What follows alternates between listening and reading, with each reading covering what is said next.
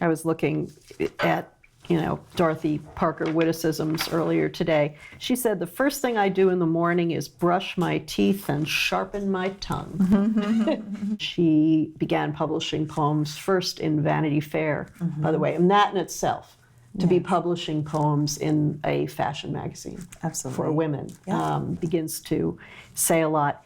In that period, as she's beginning to publish, the garments of women are changing more than they had changed in, maybe ever. I mean, when had women worn skirts up to their knees? When had they exposed their backs? When had they exposed all of their arms? When had the contour of the female and form? didn't have their corsets, could wear pants, right? There are a lot of things. Bustles, they had, their mothers still wore bustles. And so this discovery of the body, its beauty, and also its sexual allure is, is part of the statement of the period. One, there are people who describe how modernist poetry also, is cut clean and tailored rather than covered with the decorative. So I would love if you would read The Red Dress by Dorothy Parker. Sure. Okay. The Red Dress by Dorothy Parker. I always said, if I were grown and free, I'd have a gown of reddest red, as fine as you could see, to wear out walking sleek and slow upon a summer day, and there'd be one to see me so, and flip the world away. And he would be a gallant one, with stars behind his eyes, and hair like metal in the sun, and lips too warm for lies. I always saw us gay and good, high honored in the town. Now I'm grown to womanhood, I have the silly gown. So where do we start here? Where would you start with this poem? What I love the idea of I were grown and free, and I think a lot about this in terms of the break between adolescence and womanhood. And so it was interesting for me that just the start of the poem around there's a symbol, there's a break, and there's something she's holding on to that symbols a difference between childhood, adolescence, and womanhood. Yes. And the dress becomes a symbol of that. So. And also dresses are, in the lives of young girls, often the symbol of a maturation. Yeah, it commemorates a moment when you get to buy a dress. The idea of being grown and free, right? So I think freedom is a really interesting concept attached to a garment. Yes. So that speaks to me because, at least in my business, we talk a lot about clothing and the dress in particular as a symbol of something that it isn't really about a dress. It's actually all the emotions that you attach to it. And we see that right here. Right? This speaker who thinks the dress will emancipate her. Yeah. Right? And is part of her future. Yeah. Part of something different. And dreams and envisioning something that's going to happen while you're wearing the dress. So again, I love this idea of when I'm in this dress, I'm going to meet this man, I'm going to daydream about a summer day. And one of the things that I think a lot about is, you only wear 20% of your closet. Right? You buy all these clothes, and why are we buying it? Yeah. Well, they fill some sort of fantasy. You're fantasizing about something you're going to do in those clothes, right? And yet you still come back to a few that hold deeper meaning for you and bring you real joy. But we keep buying them because in our heads, we're fantasizing about things we're going to do, right? You're buying it not just, I think we've moved past that notion of clothing as a utilitarian thing, right? It's a basic need. We're far past that. Oh, and sure. so when you pick up something and you part ways with your money for it, you're imagining all these things you're going to do in it. Oh, yeah. Like, I have this silly gown now, and I'm a woman, and I've experienced this whole range of emotions. So what do you make of that deflation? Is she saying maturity puts aside the symbol of the gown? The way I took it was she'd moved past it, right? She attached a set of emotions to the symbol.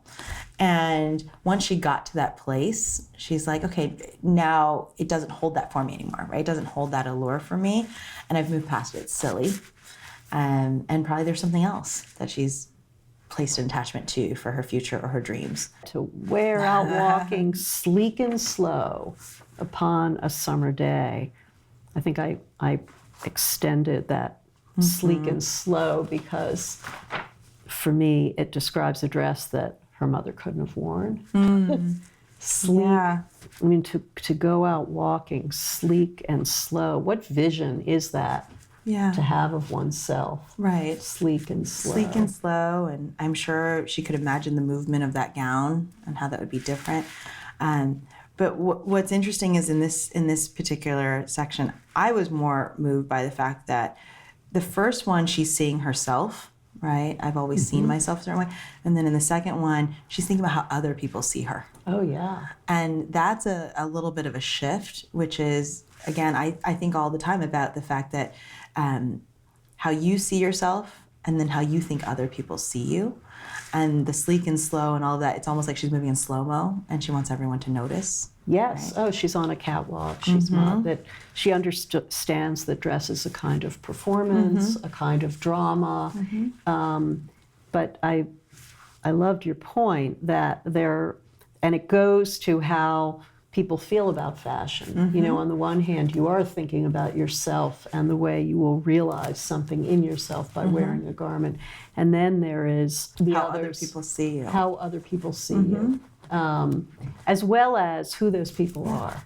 Well, and so for me, the first stanza, the last one, the first section and the last section were all about how she sees herself. And then the middle two are about how other people see her or how this man's going to see her. I'm personally fascinated with the idea of red because it can mean so many things. And my team, we've been thinking a lot about red in our collection. So on the one hand, it cues a siren. Yes, right? It does. Urgency, fire, right? It can be hot. It can be Republican sexual. Red. Well, no, I was gonna say, and then on the other side, it can cue country. Ronald Reagan wearing a red tie. Yes. Says something red check about gingham. Right. It says something about like security and safety, you know, and America. And America and the red stripes, right? And by picking the gown of reddest red, I think it could mean a whole number of things, but here I think you're right, it's probably more about hot. For me, we make professional women's wear, right? So it's always interesting when the category we're in, by its very definition, does have a sexual aspect to it, right? And so it's a really fine balance. Sure, and aren't we asking questions today when we get dressed? And as Dorothy Parker was, how... You know, what part of power and of confidence is sexual? Yes, and what you're telegraphing.